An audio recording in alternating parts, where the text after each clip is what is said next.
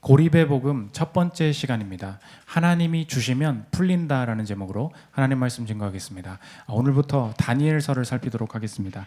다니엘은 우리가 교회 오래 다니신 분들은 이 내용들을 대부분 다 알고 있다 이렇게 생각할 수 있습니다. 다니엘은 남유다가 망하고 바벨론, 느부갓네살 왕에 의해서 바벨론에 끌려간 다니엘과 그 친구들의 이야기를 기록하고 있는 책입니다. 다니엘은 이스라엘에서도 다 잘 나가는 부유층 집안이었고 고위직이었기 때문에 그 바벨론으로 끌려가서도 엘리트 집안, 쉽게 말하면 지금 말하면 청와대에 들어간 것입니다. 고위직 속에서 벌어지는 이야기, 이렇게 성경을 읽어낼 수 있습니다. 그러면 사실 우리의 삶 속에서는 공감 가는 게 별로 없을 수 있습니다. 그래서 이 바라보는 관점이 중요한데, 오늘 이 다니엘서 전체 그 주제 제목을 그 고립의 복음으로 삼지 않았습니까?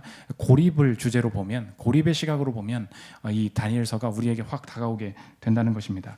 다니엘은 의도치 않은 곳에 가서, 의도치 않은 부서에서, 의도치 않은 나랑 관계되지 않은 사람들과 일을 하면서 하나님의 주신 삶을 살았던 사람입니다. 이 고립이라는 관점으로 보면 우리의 삶과 똑같이 비슷하게 적용될 수 있다는 것입니다. 우리 인생에 여러 가지 고립의 순간, 지금 이 시대만큼 고립이라고 표현할 수 있는 단어가 이 적절한 때가 없는 것 같습니다. 물리적으로도 마찬가지고 영적으로도 마찬가지인데, 물리적으로 코로나 시대지 않습니까? 이제는 그 혼자 사는 것이 어느 하나의 그냥 패턴이 되었고 그게 내 인생이 되었습니다.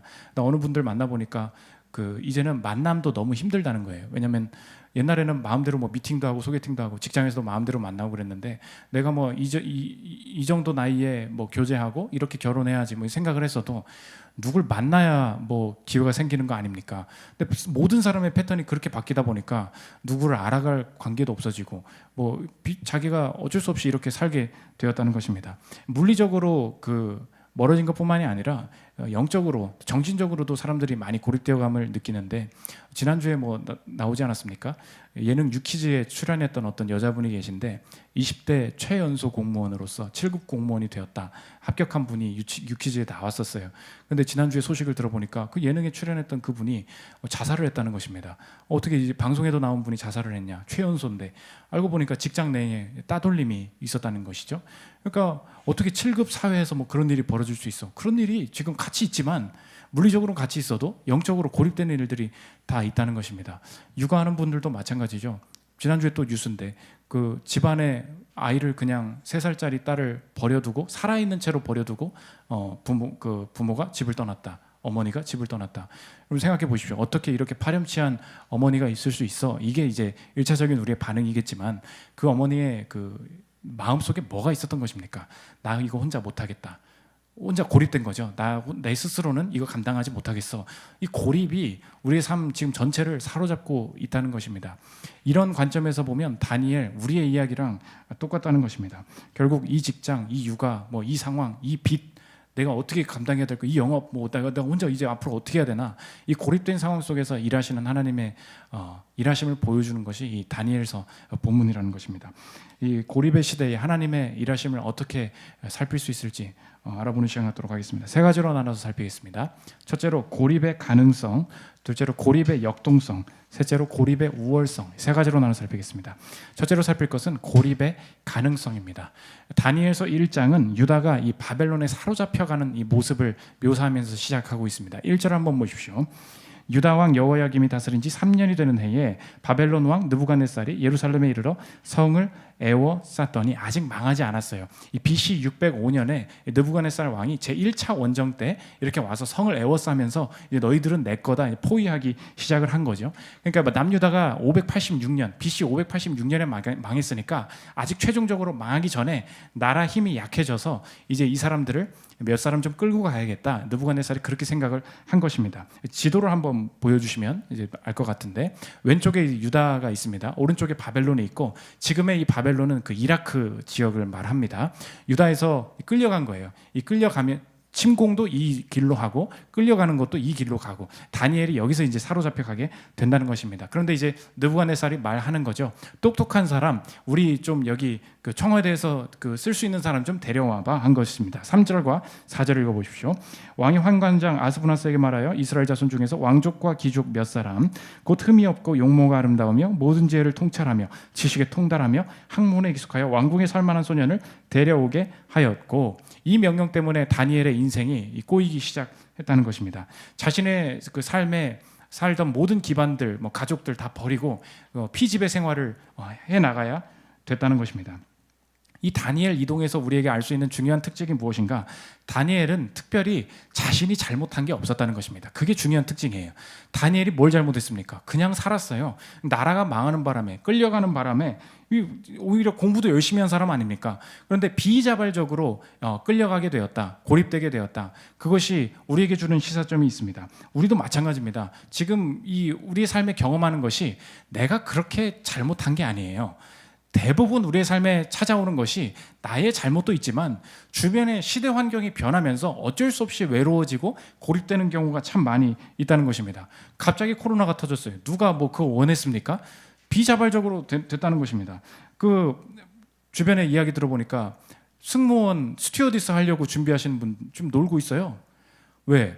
날 안 뽑아주는 게 아니에요. 항공사가 망했다는 거예요. 항공사가 망했는데 어떻게 승무원이 됩니까? 내가 잘못했습니까? 난 공부 열심히 했거든요. 이런 경우가 참 많이 있다는 것입니다. 뭐 그 취업이 안 된다. 뭐 내가 이 시대를 내가 태어나고 싶어서 태어났나? 상위권의 대학에 다니시는 우리 교회 뭐 대학생분한테 물어보니까 그렇더라고요. 요즘 주변 친구들 취업 어떻게 하니? 그러니까 진짜로 한 명 빼고 다 놀고 있다는 거예요. 상위권 대학이거든요. 그럼 뭐라고 말할 것입니까? 그 옛날 분들은 죄를 덜 지었고 술을 덜 마셔서 하나님이 좋게 봐주셔서 취업을 해준 것이고, 지금 사람들은 뭐 열심히 살아도 안 되는 이유가 뭐예요? 그런 거 없어요. 비자발적이라는 것입니까? 우리 부모님, 저희 부모님 집 앞에도 카페가 하나 있는데 열자마자 배달만 하래. 인테리어 왜 한 거예요? 누가 답을 안 해줘. 난 인테리어 왜 했니? 아무도 대답을 안 해줘요. 그게 고립이죠. 답을 알려주지 않는 이 시대. 이런 고립이 비자발적으로 오게 된다는 것입니다. 이런 비자발적인 것 속에서 우리가 찾아야 될 것이 무엇인가? 가능성인데, 그럼 이렇게 고립됐을 때 도대체 어디로부터 가능성을 찾고 어디에 소망을 둘 수 있겠는가? 오늘 성경이 그것을 보여주고 있는데, 이 고립부터가 하나님의 통치 아래에 있는 일이다. 하나님께서 계획하신 일이다. 그것을 보여주고 있습니다. 우리가 다니엘을 읽으면서 착각하지 말아야 될 게, 다니엘 1장부터 읽다 보니까 우리가 어떻게 생각하느냐? 다니엘이 어쩔 수 없이 끌려오긴 했지만 끌려온 다음에 하나님이 은혜를 베푸셔서 다니엘의 살 길을 열어주시는구나, 이렇게 성경을 읽는데, 실제로 구약 성경을 읽었던 사람들은 이렇게 읽지 않았다는 것입니다.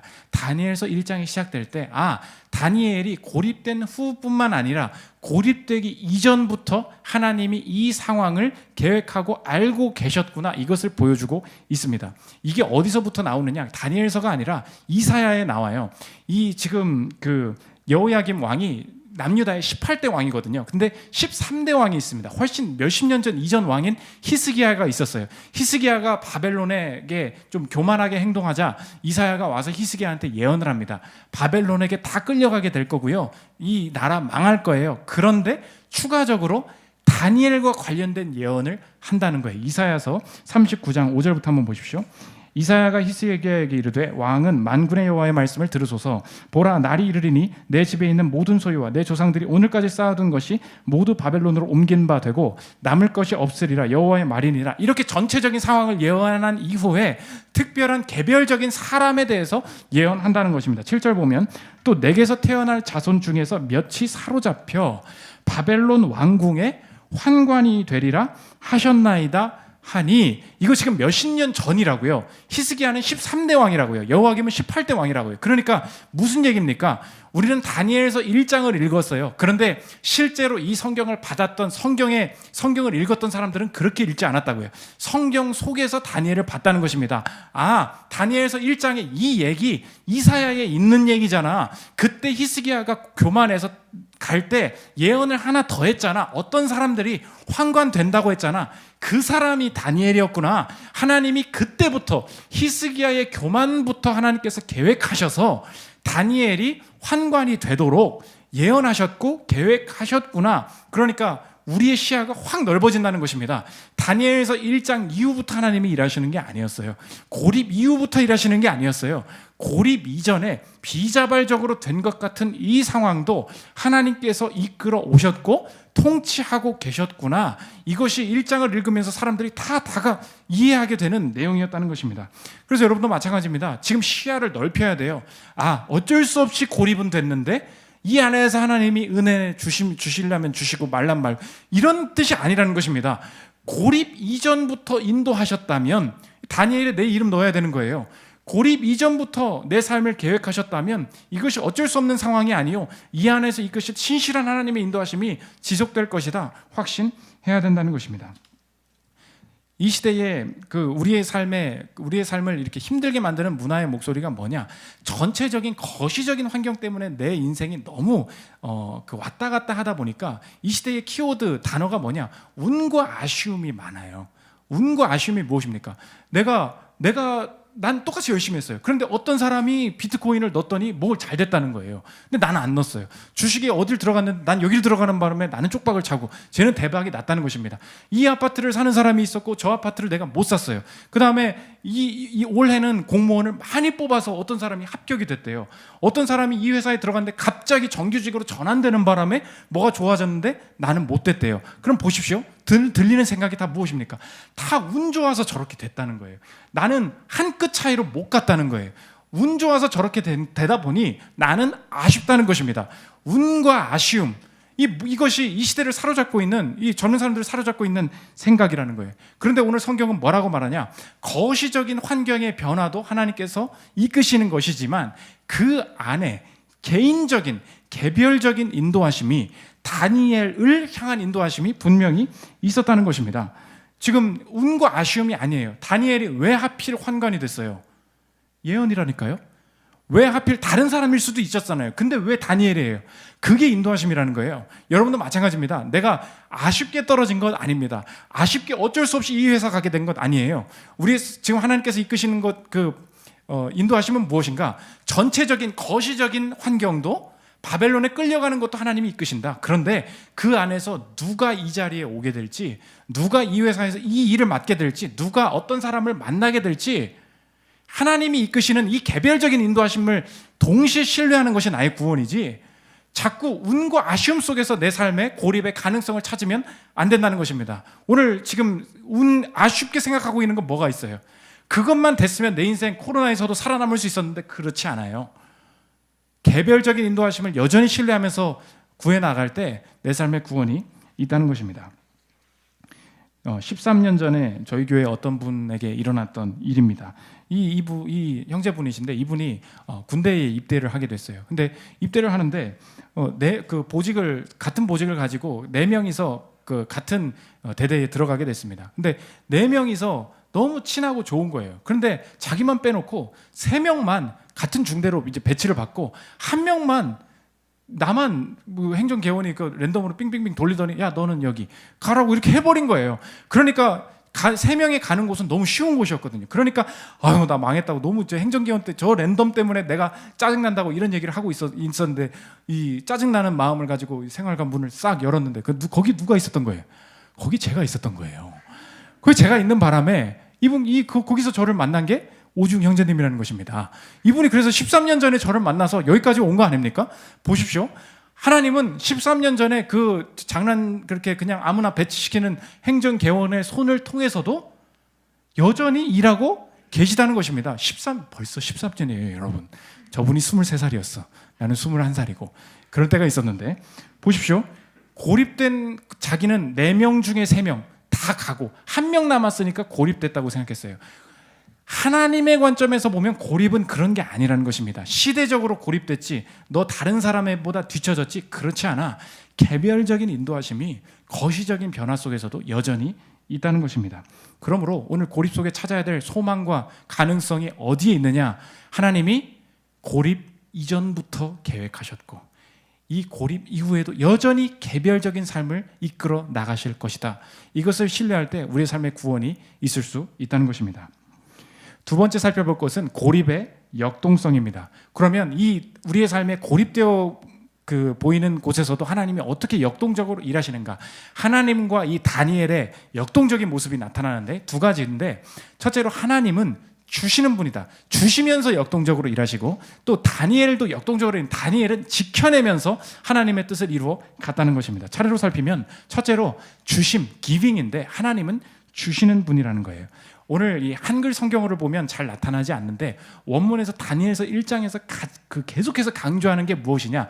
고립된 상황에서 어떻게 도약과 반전과 역전이 나타나는 그 첫 단추가 무엇인지 아느냐? 사람의 노력이 아니다. 국면이 전환되는 것 속에는 언제나 그 처음에는 하나님이 주시는 행위가 나타나게 된다는 거예요. 1장 2절 보면 왜 유다가 바벨론에 사로잡히게 가게 되었는가? 이 바벨론이 뺏어갔나 보지 뭐, 이렇게 말하지 않고 성경은 하나님이 이 유다 모든 재물을 그냥 느부갓네살에게 주셨다. 하나님이 주셨다 말합니다. 2절을 보십시오.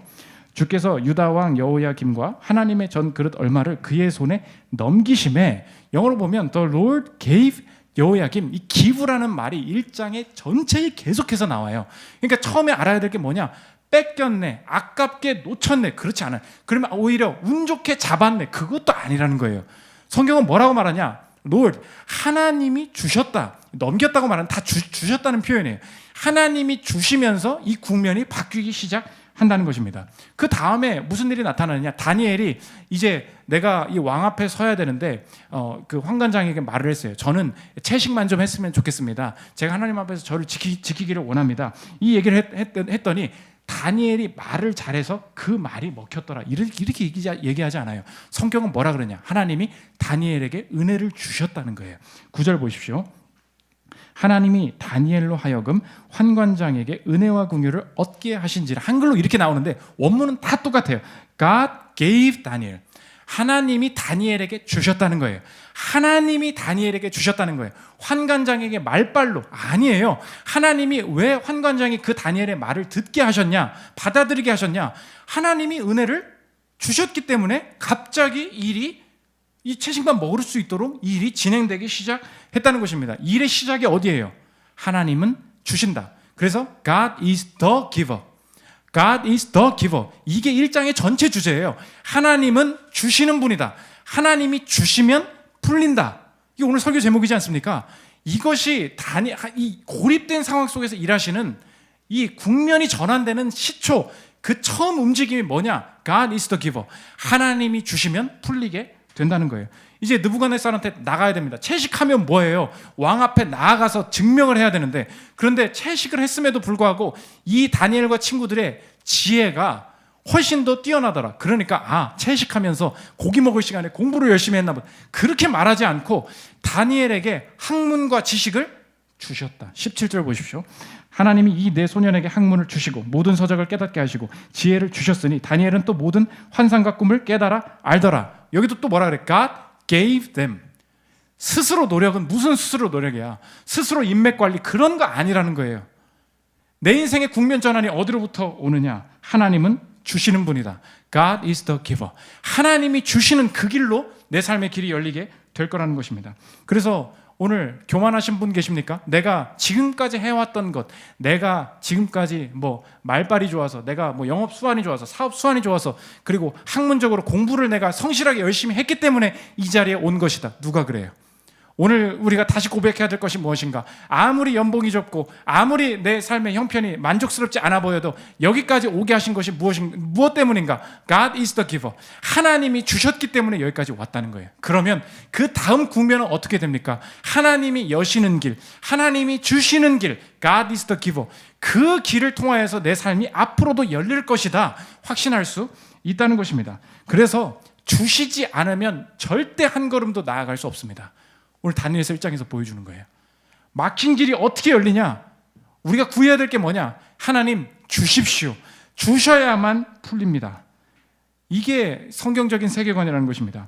그래서 우리의 삶의 이 고립 속의 분별을 우리에게 적용한다면 이런 것입니다.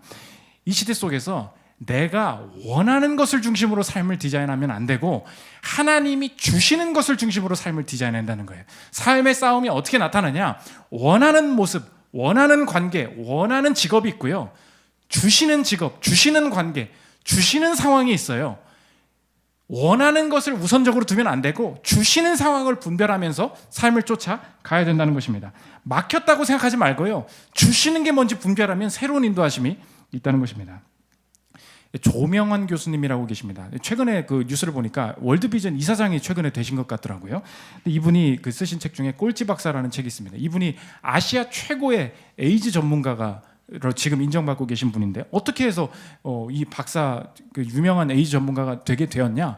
이유가 없다는 거예요. 자기가 그 당시에 한 85년 정도 되는데 너무 공부를 못해서 공부는 열심히 하고 싶은데 집안도 가난하고 할 길이 없는데 어느 날 뭐 이런 명절 같은 날 그 친척이 찾아와서 말을 했다는 거예요. 너 공부 잘하고 싶니? 근데 네 실력에 갈 곳이 없단다. 한번 찍어내는 거죠. 갈 곳이 없는데 갈 곳이 딱 하나 있다.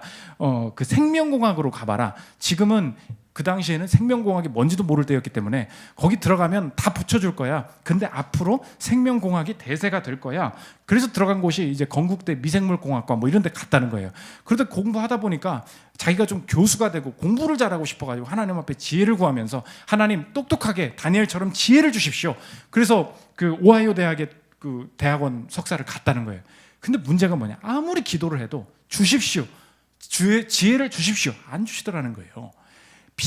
평균 학점이 B를 넘어야 이 학점이 그 세이브가 돼서 학업을 계속할 수 있는데 B가 안 되는 거예요. 최저 토플 맞고요.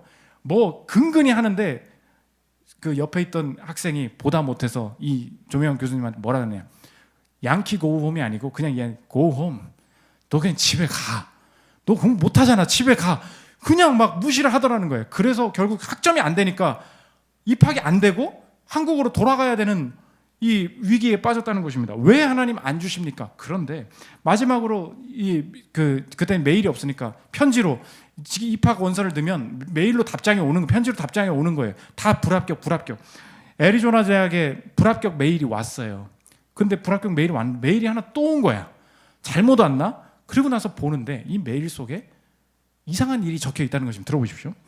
귀하에게는 이미 본 대학 박사과정에 불합격 판정을 내렸습니다. 그러나 미생물 면역학과 찰스 스털링 교수가 귀하를 지도하겠다는 의지를 존중하여 귀하에게 본 대학 박사과정 입학이 허가되었음을 통보합니다. 그러나 귀하는 본 대학원에서 다른 교수를 지도교수로 선정할 수 없으며 스털링 박사를 지도교수로 수학하고 싶을 경우 본 대학 박사과정에 입학할 수 있음을 통보합니다.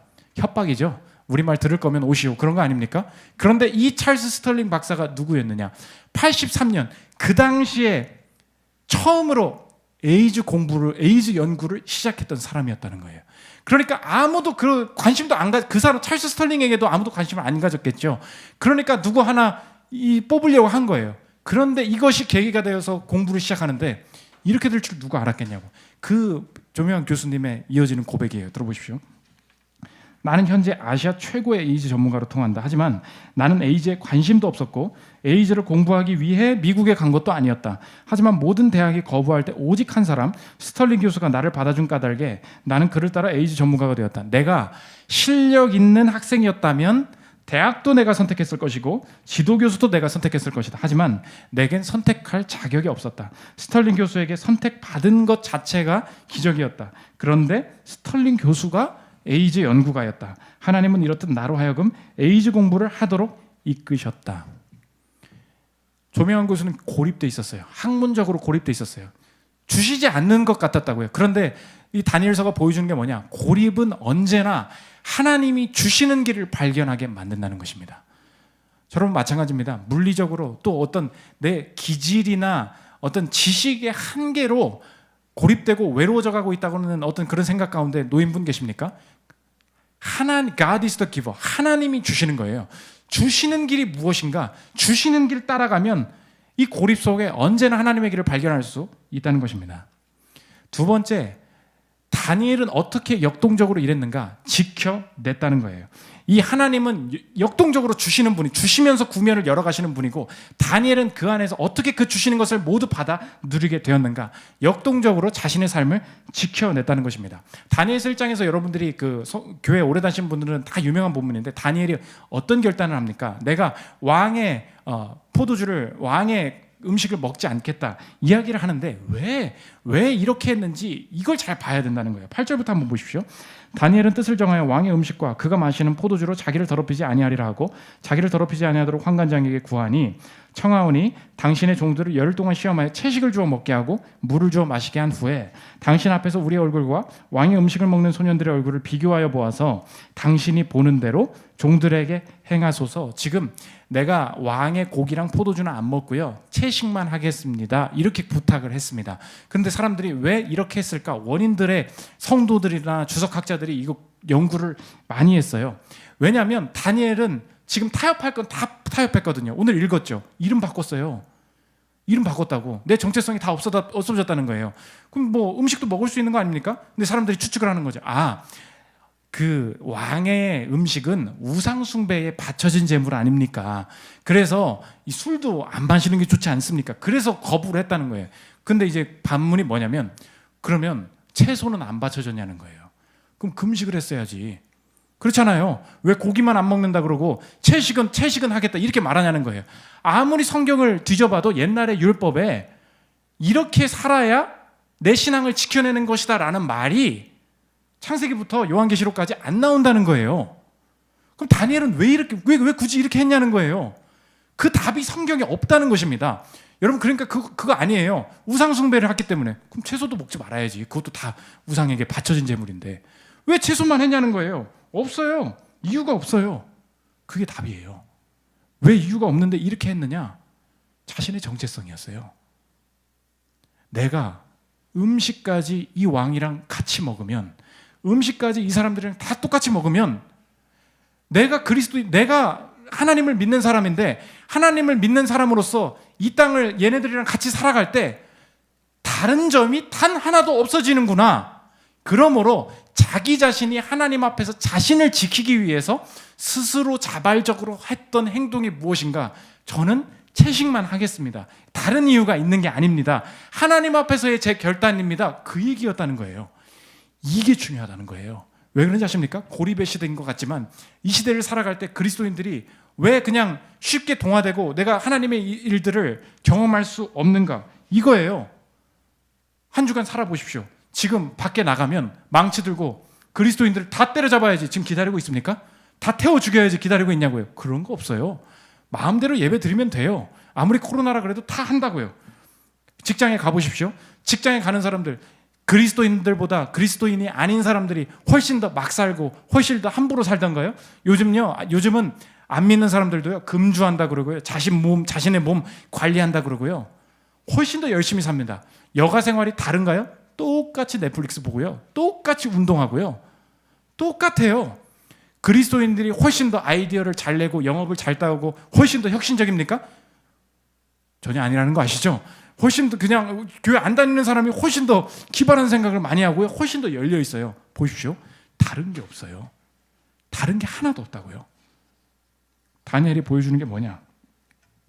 똑같이 먹고 똑같이 자고 똑같이 사는데 죽고 나서도 가는 길이 똑같다고 누가 보장하겠니? 그 얘기예요.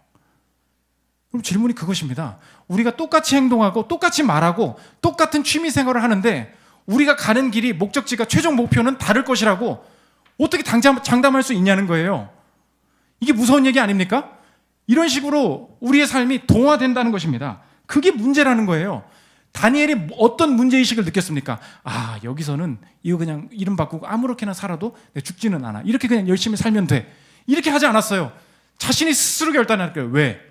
이렇게 살다가는 그리스도인인 건 아무 의미가 없는, 실제적으로는 아무 의미가 없는 게 되겠구나, 그걸 안 거예요. 여러분도 마찬가지죠. 그리스도인인 거 누구나 다 압니다. 그런데 질문은 그거예요. 실제적으로는 아무 의미가 없는 거 아니니? 그거예요. 여러분 한번 물어볼게요. 여러분의 신앙이 실제적으로는 삶 속에서 아무 의미가 없는 거 아닙니까? 똑같이 회사 다니다가 놀다가 차는 거지. 이거잖아요. 지금 오늘 성경은 지켜내는 것이 율법적인 게 아니고 하나님 앞에서 내가 이 정체성에 동화되지 않기 위한 발버둥으로서 내가 역동적으로 일할 때 하나님이 그 시도를 사용하셔서 길을 여신다는 것을 보여주고 있다는 것입니다. 지난주에 예능을 보니까 윤스테이에 나오더라고요. 윤스테이는 뭐예요? 그 숙박하러 놀러 간 거예요. 그런데 네팔에서 온 할아버지가 본부를 알 거예요. 5시 반에 일어나서 기도하는 거야. 촛불 켜놓고 기도해. 이 사람 놀러 왔어요. 놀러 왔는데 기도하는 거예요. 이란에서 철강 공부하러 온 대학원생 부부가, 젊은 부부가 자기 전에 어디 바라보고 기도하더라고. 이 사람 놀러 왔다고요. 놀러 왔는데 기도하고 있어요. 왜 그런 것입니까? 난 다르다는 거예요. 난 다르다는 거라고. 보십시오. 이건 율법적으로 접근하는 게 아니에요. 정체성의 문제라는 것입니다. 여러분의 시간, 여러분의 행동, 뭘 굳이 밥 먹을 때 기도할 필요 있나? 마음으로 아시는 거지. 굳이 뭐 주의를 지킬 필요 있나? 그냥 인터넷으로 대충 설교 보면 되는 거지. 굳이 여기까지 올 필요 있나? 그게 똑같아진다는 거예요. 돈도 마찬가지입니다. 다 힘들고요. 다 적금해요. 다 집 사는데 어렵고요. 다 대출 받아요. 그러면 어디서 똑같냐는 거예요. 엄청 힘든데 헌금하고 11조 하는 거예요. 안 힘든 사람이 어디 있습니까? 왜 그런지 알아요? 이것마저 없으면 뭘 지키는 거예요? 내가 어떻게 지킵니까? 주일 성수가 없는데 어떻게 신앙을 지키냐고. 24시간이 다 똑같은데. 오늘 다니엘이 그걸 보여주고 있습니다. 자발적인 지킴이었어요. 그런데 오버하지 마. 그게 아니라 하나님이 이걸 사용하셨어요.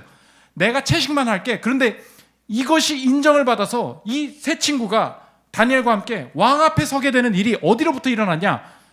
다 똑같은데 내가 하나님께서 주시는, 내게만 주시는 확신 속에 자발적으로 내 정체성을 그리스도인으로서 지키는 그 구체적인 행동이 길을 열어서 생명을 보게 만들었다는 것입니다. 그러므로 여러분, 삶의 디자인을 할 때 내가 그리스도 앞에서 죄인입니다. 나는 연약한 존재입니다. 하나님이 주셔야만 문이 열리는 존재입니다를 가장 크게 드러낼 수 있는, 가장 크게 내가 인식할 수 있는 방식으로 내 삶의 디자인을 짜야 된다는 거예요.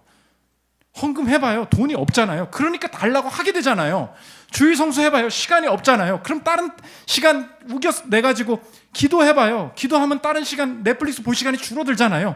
그렇게 해보라고요. 그럼 내가 죄인이 되고 누리는 게 없어지고 가난해지고, 내가 왜 스스로 이렇게 몸을 찢는 것입니까? 내가 내 스스로 앞에서의 그리스도인임을 지켜내기 위해서 그렇게 되고, 하나님은 그것을 오버하지 마, 그렇게 하지 않으시고 그것을 사용하셔서 내 삶의 구원의 길을 열어 가신다는 것입니다. 이 적극적인 지킴의 모습을 다니엘이 보여주고 있다는 거예요. 마지막 세 번째, 고립의 우월성입니다. 그 역동적인 그 하나님과 이 다니엘의 이 일함의 결과가 무엇인가? 언제나 하나님의 길은 우월함을 나타낸다. 19절 20절 보십시오. 왕이 그들과 말하여 보매 무리 중에 다니엘과 하나냐와 미사엘과 아사랴와 같은 자가 없으므로 그들을 왕 앞에 서게 하고, 왕이 그들에게 모든 일을 묻는 중에 그 지혜와 총명이 온 나라 박수술객보다 10배나 나은 줄 아니라. 이 사람들이 제시하는 지혜가 그 나라의 박수들보다 10배나 훨씬 더 지혜로운 것이었다. 하나님이 이끄시는 그 길은 언제나 더 나은 길, 우월한 결과를 가지고 온다. 이것을 성경이 약속하고 있다는 것입니다. 그럼 마지막 질문이 이거예요. 내가 목사님 다니엘 많이 읽어봤는데요, 이 다니엘서 1장은 내가 읽어봤습니다. 근데 1장 아무리 읽어도 보니까요 10배나 낫다고 했는데요 10배나 좋아지지 않던데요. 이게 마지막 질문이에요. 그렇지 않습니까? 저도 고등학교 때 다니엘 학습법인지 뭔지 그런 책도 보고요, 10배나 나아지게 해주십시오. 10배나 나아져야 되는데 내 점수는 10점이고요 10배나 매출이 높아야 되는데 10분의 1이란 말이에요. 그러면 이 말씀을 제게도 적용되는 말씀이라고 했을 때 어떻게 제가 적용해야 되는 것입니까? 우리가 지금 다니엘을 보면서 너도 다니엘처럼 열심히 살면 10배나 우월해질 거야, 우리가 그렇게 됩니까? 우리는 다니엘처럼 살지도 않았고요, 10배나 나은 우월한 결과를 받아낼 자격이 없는 존재였다는 것입니다. 그런데 성경은 우리에게 뭐라고 말하냐? 우리는 이 지혜를 이미 받았다는 거예요. 다니엘이 받은 지혜보다 우월한 것을 우리가 소유하고 있다는 것입니다. 예수 그리스도를 묘사할 때 골로새서 2장에 이렇게 설명을 합니다. 3절만 보면 그 안에는 지혜와 지식의 모든 보화가 감추어져 있느니라. 다니엘이 고립돼 있었는데 주님께서 주시는 지혜로 말미암아 고립에서 벗어난 것처럼 우리의 삶에 이미 주어진 지혜는 무엇인가?